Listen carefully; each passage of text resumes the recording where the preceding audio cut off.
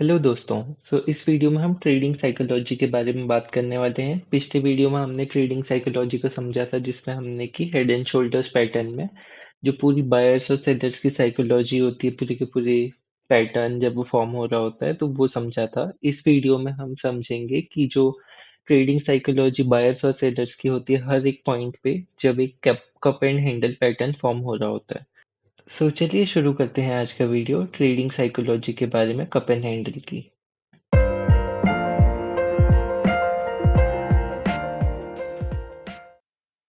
Okay, तो हम charts पे आ गए हैं। तो सबसे पहले हम जानते हैं कि actually cup and handle pattern होता क्या है।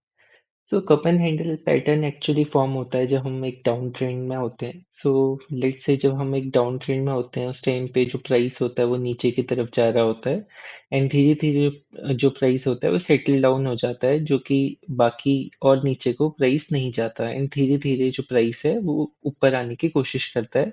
एंड जो प्रीवियस पीक होती है, प्राइस उस तक पहुंच जाता है। एंड उसके बाद एक छोटा सा पुल बैक जो प्राइस होता है वो लेता है, एंड उसके बाद इस पुल बैक से ब्रेकआउट कर देता है। इस ब्रेकआउट के बाद काफी अच्छा मूव एक्चुअली हमें देखने को मिलता है। एंड अगर कप एंड हैंडल पैटर्न को अगर हम देखें, तो कप एंड हैंडल पैटर्न के हिसाब से जितना एक्चुअली मूव हमारा जो कप था, उसके कप के ऊपर से, टॉप ऑफ द कप से बॉटम ऑफ द कप तक जितना मूव था, उतना ही मूव एक्चुअली हमें हम एक्सपेक्ट कर सकते हैं। जो ये रेजिस्टेंस होता है, जो रेजिस्टेंस लाइन थी कप एंड हैंडल पैटर्न की, उसके ऊपर। ये हेड एंड शोल्डर्स पैटर्न के बाद काफी ज्यादा यूज होता है ये पैटर्न। मार्केट्स में अगर आप लोगों से सुनेंगे तो आपको ये जानने को मिलेगा कि ओके, सबको ये पता है कि अगर कप एंड हैंडल पैटर्न बन रहा है तो हम इतना प्राइस टारगेट रख सकते हैं रेजिस्टेंस लाइन से, और वो टारगेट इजीली अचीव हो जाता है मोस्ट ऑफ द केसेस में। बट कोई हमें ये नहीं बताता एक्चुअली कि ऐसा क्यों होता है, ऐसा क्यों हुआ जिसकी वजह से इतना प्राइस जो था वो इतना ऊपर चला गया। एक्चुअली इस सीरीज में हम साइकोलॉजीज के बारे में बात करेंगे, डिफरेंट पैटर्न्स के बारे में, and different candle sticks charts के बारे में। यहाँ मेनली हमारा फोकस रहेगा जानने में कि एक्चुअली ऐसा क्यों होता है, इंस्टेड ऑफ कि पैटर्न्स के बारे में, क्योंकि पैटर्न्स के बारे में तो आपको इंटरनेट पे कोई भी सिखा देगा कि कब प्रॉफिट बुक करना है, कब स्टॉप लॉस, कहाँ स्टॉप लॉस रखना है। बट एक्चुअली वो जो मूव हो रहा है, वो सारे पैटर्न्स एक्चुअली काम क्यों करते हैं, उनके पीछे की रीजनिंग क्या है, उनका लॉजिक क्या है, अगर ये चीज आपको समझ आ जाएगी तो उसके बाद आपको किसी पैटर्न की जरूरत नहीं है। आप सीधा चार्ट को रीड कर सकते हो, आपको समझ आएगा कि कब बायर्स एंड सेलर्स, कौन पावरफुल है, मूव कहाँ की तरफ हो सकता है, कहाँ प्राइस जाने के ज्यादा चांसेस हैं। इसीलिए आई वुड रियली सजेस्ट कि आप पूरा वीडियो देखें, जिससे आपको एक क्लियर अंडरस्टैंडिंग और बहुत डीप अंडरस्टैंडिंग हो कि मार्केट को रीड कैसे किया जाता है।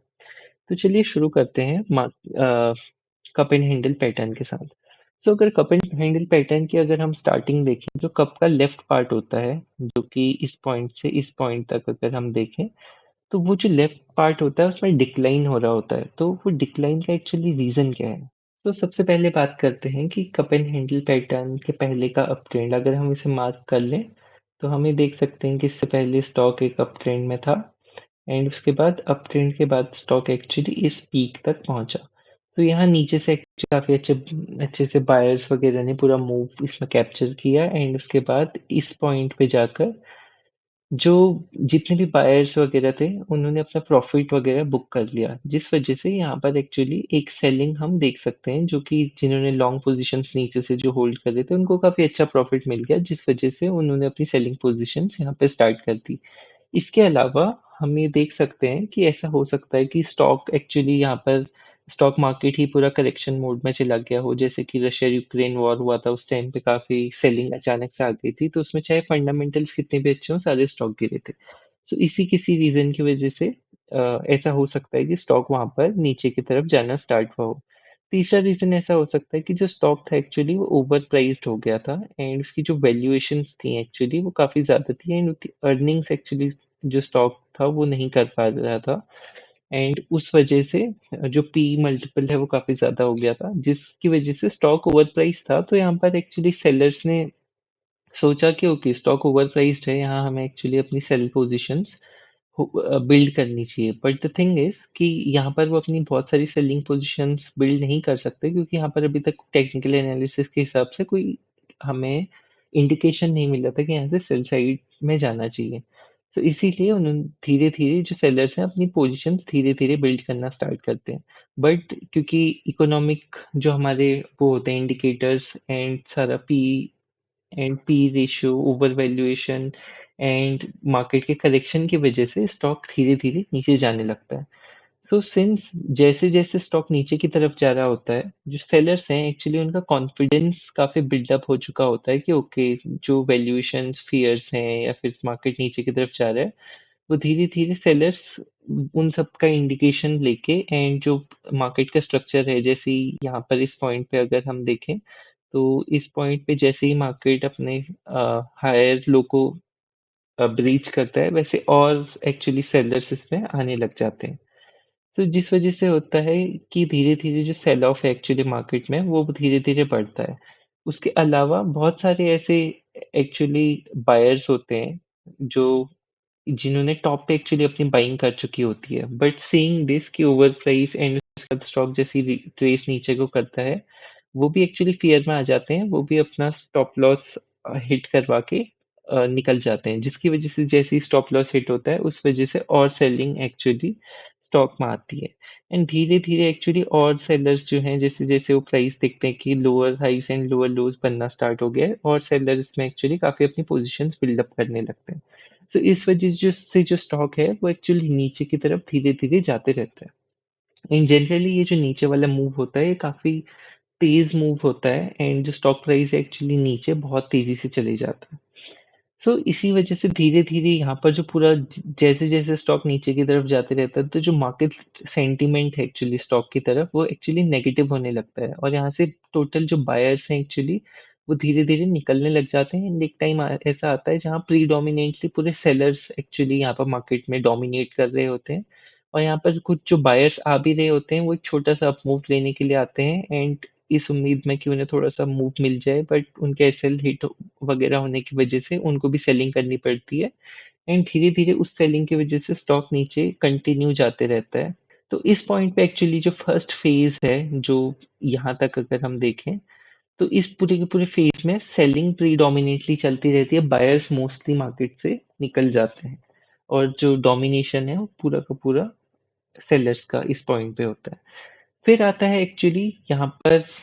जो कंसोलिडेशन का पार्ट है। सो आफ्टर जब पूरा का पूरा इतनी सेलिंग हो चुकी होती है, तो जो प्राइस होता है वो एक्चुअली जो वैल्यूएशन फियर्स की वजह से था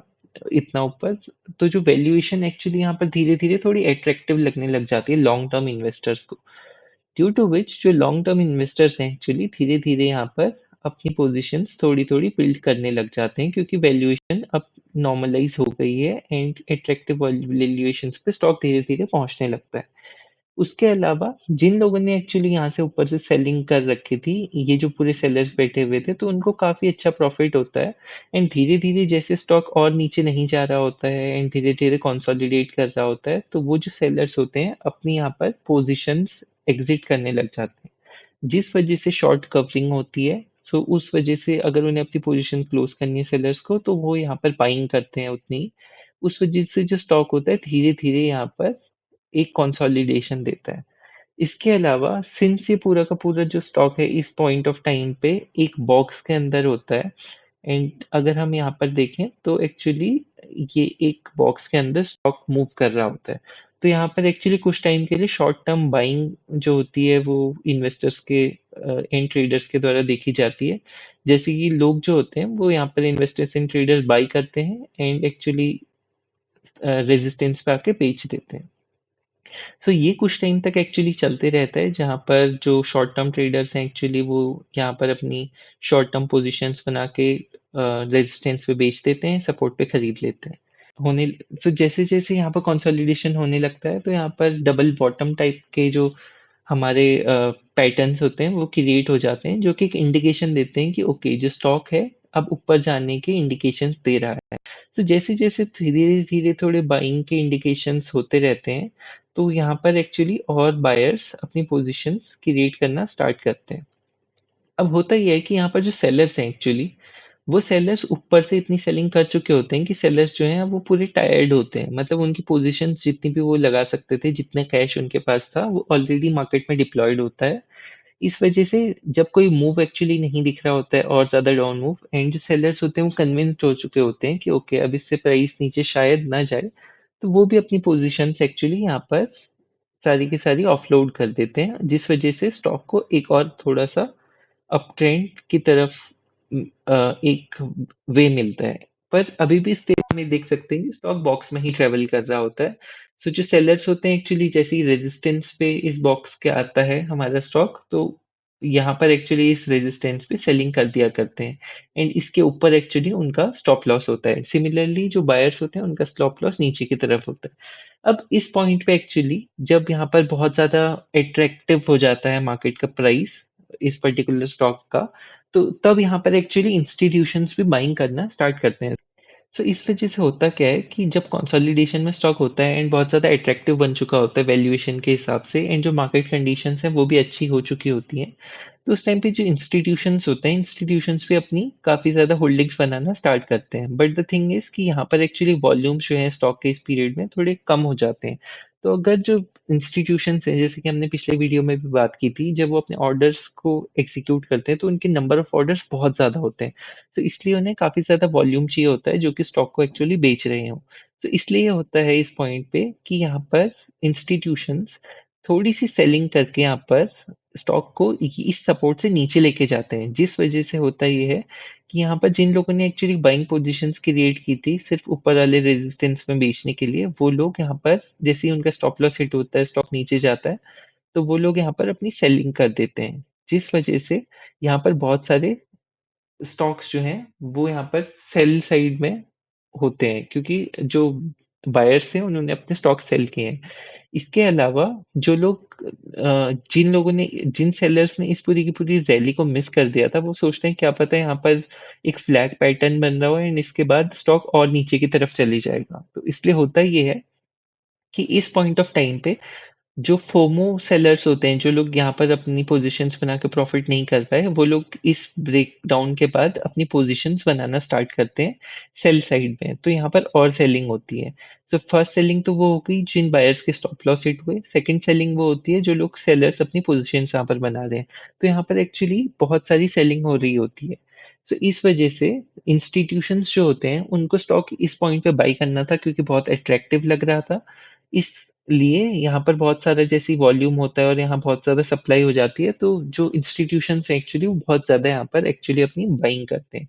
और उनकी जितनी भी पोजीशंस उन्हें बनानी होती है, इस पॉइंट ऑफ टाइम पे वो अपनी सारी की सारी पोजीशंस यहाँ पर बना देते हैं। इसलिए we will denote it with a bigger arrow. So होता क्या है कि उसके बाद स्टॉक ऊपर की तरफ जाता है एंड एक पॉइंट ऑफ टाइम ऐसा आता है जहाँ पर स्टॉक उस पूरे के पूरे रेजिस्टेंस को एक्चुअली ब्रेक करके ऊपर की तरफ चला जाता है। सो इससे होता ये है कि जैसे ही रेजिस्टेंस को ब्रेक करता है, जो रेजिस्टेंस एक्चुअली बहुत टाइम से फॉलो हो रहा था, तो उस रेजिस्टेंस को एक्चुअली जैसे ही ब्रेक करता है स्टॉक वॉल्यूम के साथ, तो बहुत ज़्यादा ऊपर चले जाता है। क्यों? क्योंकि यही सेम चीज़ यहाँ भी फॉलो होती है कि जितने भी यहाँ पर सेलर्स थे एक्चुअली जो रेजिस्टेंस पे सेल करके नीचे की तरफ ट्रेड लेते थे, उनके स्टॉप लॉस एक्चुअली ऊपर की तरफ होते हैं। जिस वजह से जैसे ही मार्केट एक्चुअली ऊपर की तरफ जाता है रेजिस्टेंस तोड़ के, वो सारे के सारे एक्चुअली स्टॉप लॉस हिट होते हैं एंड शॉर्ट कवरिंग की वजह से एक्चुअली बाइंग आती है स्टॉक में एंड स्टॉक ऊपर की तरफ चले जाता है। सो इस वजह से एक्चुअली अगर हम यहाँ पर देखें तो एक बहुत अच्छा एक्चुअली अब मूव हमें दिखता है जैसे ही अच्छे वॉल्यूम्स के साथ ब्रेक करता है स्टॉक उस रेजिस्टेंस एरिया को।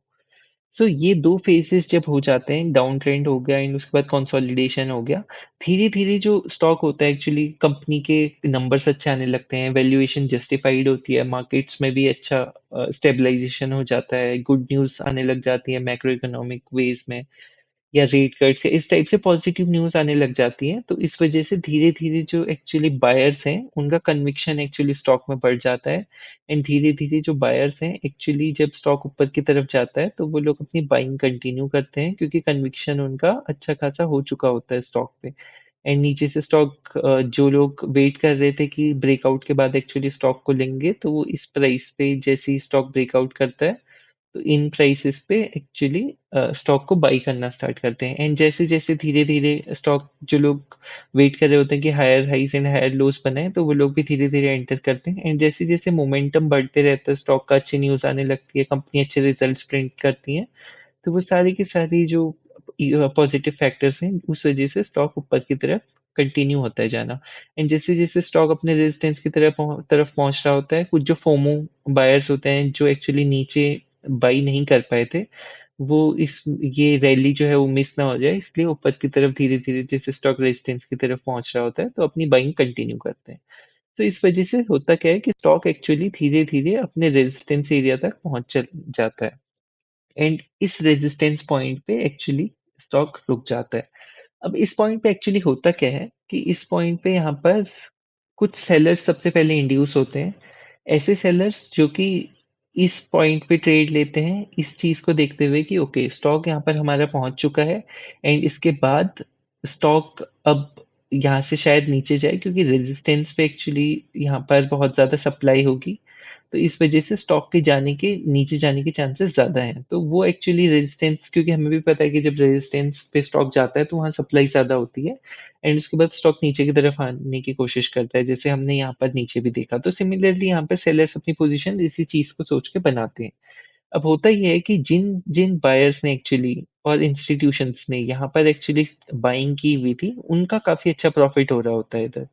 सो इस वजह से अपने प्रॉफिट को बुक करने के लिए सम ऑफ देम क्या करते हैं यहाँ पर अपना प्रॉफिट बुक करते हैं। सो सिंस उन्होंने नीचे बाइंग पोजीशंस बना रखी थी तो अगर उन्हें अपना प्रॉफिट बुक करना है तो उन्हें स्टॉक सेल करना पड़ेगा, तो इस वजह से यहाँ पर काफी अच्छी सेलिंग आती है जिस वजह से स्टॉक थोड़ा सा नीचे की तरफ जाने लगता है। यहाँ पर जैसे ही स्टॉक थोड़ा नीचे की तरफ जाने लगता है, थोड़े और जो सेलर्स हैं एक्चुअली वो इंड्यूस होते हैं मार्केट में इस चीज को देखते हुए कि ओके मे बी यहाँ पर जो रेजिस्टेंस था वो फॉलो हुआ, रेजिस्टेंस को स्टॉक लेके नीचे जा रहा है एंड इस वजह से एक्चुअली और थोड़े सेलर्स इसमें ऐड हो जाते हैं। सो जैसे ही स्टॉक एक्चुअली इस रेजिस्टेंस से नीचे से आता है एंड सेलर्स यहाँ पे एक्चुअली अपनी सेलिंग धीरे धीरे कर रहे होते हैं, तो वो यहाँ पर एक्चुअली देखते हैं कि जो बाइंग मूव है वो एक्चुअली थोड़ा ज्यादा है एंड वॉल्यूम जो है बाइंग की साइड वो थोड़ा सा ज्यादा है। क्यों? क्योंकि जो मार्केट सेंटिमेंट है एंड जो कंपनी के रिजल्ट्स हैं एंड वो सारी चीजें एक्चुअली एक इंडिकेशन अच्छा दे रही होती है पॉजिटिव, जिस वजह से इसमें एक्चुअली बायर्स यहाँ पर धीरे-धीरे यहाँ पर बाइंग कर रहे होते हैं, जिस वजह से जो सेलर्स हैं वो उतना नीचे नहीं जा रहे हो ले जा पाते हैं स्टॉक को। सो इस वजह से जो सेलर्स होते हैं वो थोड़ा कॉशियस हो जाते हैं कि एक्चुअली यहाँ पर हमें थोड़ा-सा बाइंग मोमेंटम दिख रहा है। तो थोड़ा कॉशियस होने की वजह से यहाँ पर एक्चुअली उतनी सेलिंग नहीं हो पाती इस पॉइंट पे। एंड यहाँ पर एक्चुअली जो बायर्स हैं, ऐसे बायर्स जो कि थोड़ा रिस्की बायर्स हैं, वो इस चीज़ को सोच के कि ओके क्या पता ये पुल बैक है जिसके बाद हमें एक्चुअली एक मिल सकता है रेजिस्टेंस तोड़ के ब्रेकआउट, तो वो यहाँ पर अपनी धीरे धीरे बाइंग पोजीशंस बनाना स्टार्ट करते हैं नीचे की तरफ जैसे जैसे स्टॉक थोड़ा सा पुल बैक लेता है। सिंस यहाँ पर सेंटिमेंट्स जो है वो सारे के सारे अच्छे होते हैं, तो इस वजह से स्टॉक को एक्चुअली सेलर्स उतना नीचे नहीं ले जा पाते क्योंकि यहाँ पर एक्चुअली थोड़ा अच्छा बाइंग मोमेंटम होता है। एंड जो लोग फंडामेंटल बेसिस पे भी इन्वेस्टिंग करते हैं, तो कंपनी अच्छी लग रही होती है फंडामेंटली एंड कंपनी रिजल्ट्स भी अच्छे दे रही होती है, तो और जो लॉन्ग टर्म इन्वेस्टर्स हैं एक्चुअली वो भी यहाँ पर पार्टिसिपेट करते हैं, जिस वजह से स्टॉक को उतना एक्चुअली नीचे नहीं ले जा पाते। ऑल्सो ऐसे बायर्स जो कि एक्चुअली वेट कर रहे होते हैं कि क्या स्टॉक सस्टेन कर पाएगा इस पॉइंट प्राइस पॉइंट पे। तो जैसे ही स्टॉक सो ऑल्सो ऐसे बायर्स जो कि एक्चुअली देखना चाहते हैं कि क्या स्टॉक इस लेवल पे सस्टेन कर पाएगा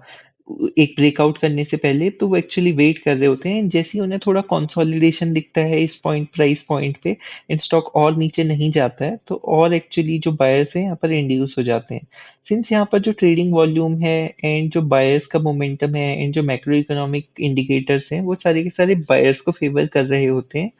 इसलिए जो नंबर ऑफ सेलर्स हैं वो पहले तो थोड़ा कम होते हैं एंड ऑल्सो वो थोड़ा कॉशियस होते हैं। जितने भी सेलर्स मार्केट में हैं वो इस चीज से कॉशियस होते हैं कि ओके यहाँ पर बाइंग मोमेंटम दिख रहा है, यहाँ पर थोड़ा कॉशियस रहने की जरूरत है, तो उतनी बड़ी पोजीशंस इस पॉइंट पे नहीं बनाई जाती। सो धीरे धीरे इस वजह से जो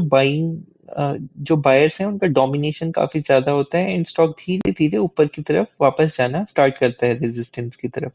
तो जैसे जैसे स्टॉक रेजिस्टेंस की तरफ जाना स्टार्ट करता है और जो बायर्स हैं एक्चुअली जो लोग वेट कर रहे थे कि यहाँ पर स्टॉक एक्चुअली रुक पाएगा कि नहीं एंड कंसोलिडेट हो पाएगा कि नहीं, वो भी इसमें एक्चुअली ऐड होना स्टार्ट होते हैं। नाउ द थिंग इज कि जिन लोगों ने यहाँ पर इस प्राइस पॉइंट पे नीचे वाले प्राइस पॉइंट पे सेलिंग की थी, उन लोगों के धीरे धीरे स्टॉप लॉसेस हिट होना स्टार्ट होते हैं, तो वो भी एक थोड़ी सी जो एक्टिव बाइंग है वो इनिशिएट करता है। अब उसके बाद होता क्या है कि यहाँ से एक अच्छा खासा यहाँ पर हम देख सकते हैं कि एक स्टॉक इस रेजिस्टेंस लाइन से ब्रेकआउट करता है, जिस वजह से जितने भी सेलर्स यहाँ पर हैं वो समझ जाते हैं ओके ये यहाँ पर एक रिस्की बेट थी एंड रिस्की बेट होने की वजह से यहाँ पर अब हम लोग लॉस में आ जाएंगे। तो इस वजह से वो लोग अपना स्टॉप लॉस जैसे ही उनका हिट होता है, जो कि स्टॉप लॉस जो रेजिस्टेंस लाइन है उसके ऊपर होता है, तो वो लोग अपनी सेलिंग पोजीशंस क्लोज कर देते हैं, जिस वजह से हमें और बाइंग मोमेंटम एक्चुअली इस वाले प्राइस पे दिखता है। सो जिन लोगों ने एक्चुअली यहाँ पर सेलिंग की थी इस पूरे के पूरे डाउन टर्न में, सिंस कप एंड हैंडल काफी फेमस पैटर्न है, वो लोग इस प्राइस पॉइंट के ऊपर रेजिस्टेंस लाइन के ऊपर अपना पूरा का पूरा स्टॉप लॉस लगा के रखते हैं, जिस वजह से जैसे ही वो सारा का सारा स्टॉप लॉस हिट होता है, एक और अच्छी बाइंग एक्चुअली इस प्राइस पॉइंट से आती है, जिस वजह से सारे के सारे जो सेलर्स हैं उनका स्टॉप लॉस हिट होता है एंड यहाँ पर एक अच्छा खासा एक बाइंग मोमेंटम मिलता है। सो कभी-कभी ऐसा होता है कि जो स्टॉक प्राइस होगा वो एक्चुअली सीधा यहाँ से ब्रेकआउट के बाद निकल जाता है ऊपर की तरफ, जो कि मोस्ट केसेस में होता है। तो यहाँ से स्टॉक ऊपर की तरफ ब्रेकआउट देके निकल जाता है। पर देयर आर सम केसेस जिसमें कि स्टॉक एक्चुअली एक पुल बैक लेता है to the resistance line. And ऐसा क्यों होता है कि एक्चुअली अगर जो स्मार्ट मनी है उसको अपनी पोजीशंस और बिल्डअप करनी है, so what they do actually is कि वो स्टॉक प्राइस में थोड़ी सी सेलिंग करते हैं, जिस वजह से जो स्टॉक प्राइस है वो नीचे की तरफ आने लगता है एंड स्लाइटली यहाँ पर जो रेजिस्टेंस लाइन है उसको नीचे की तरफ ब्रेक कर देता है। सो जैसे ही एक्चुअली प्राइस जो है वो रेजिस्टेंस लाइन के थोड़ा सा नीचे जाता है, तो वहां पर जो सेलर्स एक्चुअली इंड्यूस हुए होते हैं वो सेलर्स एक्चुअली सारे के सारे क्वांटिटीज जो हैं वो इंस्टीट्यूशंस उनसे खरीद लेते हैं और इंस्टीट्यूशंस अपनी काफी अच्छी बाइंग इस प्राइस पॉइंट पे करते हैं। तो इंस्टीट्यूशंस के एक्चुअली बाई करने के बाद यहाँ काफ़ी अच्छी एक्चुअली डिमांड हो जाती है स्टॉक्स की एंड यहाँ पर एक्चुअली बहुत सारे बायर्स होते हैं और सेलर्स उतने होते नहीं हैं। तो इस वजह से स्टॉक ऊपर की तरफ जाता है, जहाँ पर स्टॉक ऊपर जाते पे एक्चुअली बहुत सारे लोग जो एक्चुअली पुल बैक ट्रेडिंग करते हैं वो यहाँ पर आ जाते हैं। दूसरी चीज़ जो वो वाले बायर्स हैं जो एक्चुअली ट्रैप ट्रेडिंग करते हैं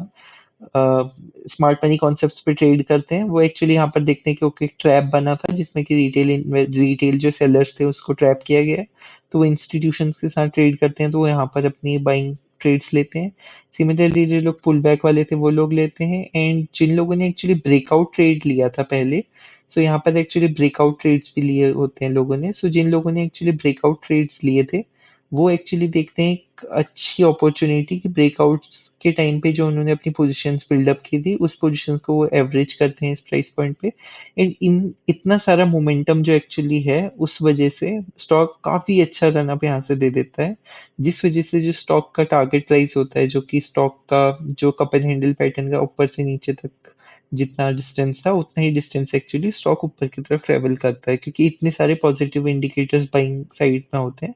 जिस वजह से एक्चुअली स्टॉक इजीली उतने ऊपर पहुंच जाता है।